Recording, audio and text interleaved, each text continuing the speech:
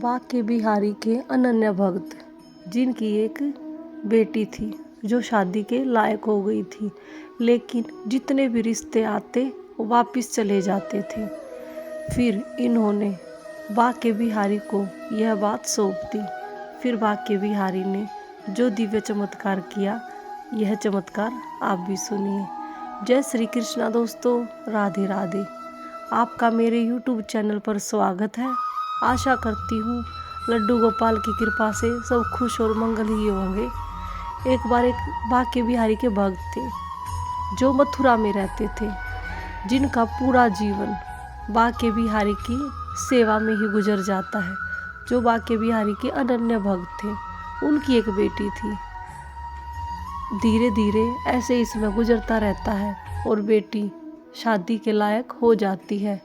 अब इन भक्त को चिंता रहने लग जाती है कि बेटी की शादी अच्छे परिवार में हो जाए। तो ऐसे ही एक दिन बहुत अच्छे परिवार से बेटी का रिश्ता आया, तो यह बहुत ही ज़्यादा खुश हो जाते हैं। फिर भक्त को लगता है कि बेटी तो सुंदर बहुत है, शादी पक्की हो ही जाएगी, लेकिन लड़के वालों ने शादी के लिए मना कर दिया। फिर कई जगह से ऐसे ही अच्छे अच्छे रिश्ते आते और दूसरी साइड से मना हो जाती। तो अब भक्त के लिए यह चिंता का रहस्य बन गया था कि ऐसी क्या बात है, इतनी सुशील इतनी सुंदर मेरी बेटी, इसके लिए भी रिश्ते पक्के नहीं हो रहे हैं, तो क्या समस्या है। ऐसे ही चिंता में बैठे हुए थे तो भक्त का एक दोस्त आता है और पूछता है, हाँ भाई क्या बात है, क्यों चिंतित बैठे हो। तो भक्त बताते हैं कि मेरी बेटी के लिए इतने अच्छे अच्छे रिश्ते आए, लेकिन एक भी जगह हाँ नहीं हुई, जाने क्या लिखा है मेरी बेटी के भाग्य में। तो मित्र ने बताया, अरे तू तो बांके बिहारी का अनन्य भक्त है, परम भक्त है, तू ऐसा कर बांके बिहारी के पास जा, तेरी समस्या का समाधान अवश्य ही होगा। तो अब भक्त बांके बिहारी के पास पहुँचते हैं वृंदावन, और जाकर बांके बिहारी के सामने खड़े होते ही रोना शुरू कर देते हैं और कहते हैं, हे बांके बिहारी, मेरी बेटी के भाग्य में क्या लिखा है, ऐसी क्या समस्या है, क्या कमी है मेरी बेटी के अंदर जो उसका रिश्ता पक्का नहीं हो रहा है।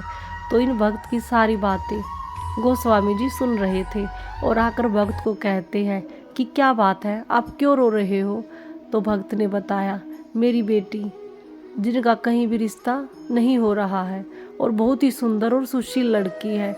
तो अब गोस्वामी जी बताते हैं, वह आपकी लड़की है, आपकी नहीं है। आप बांके बिहारी को बोलो कि बांके बिहारी जी, वो आपकी बेटी है, आपको जो उचित लगे उसके लिए वो कीजिए।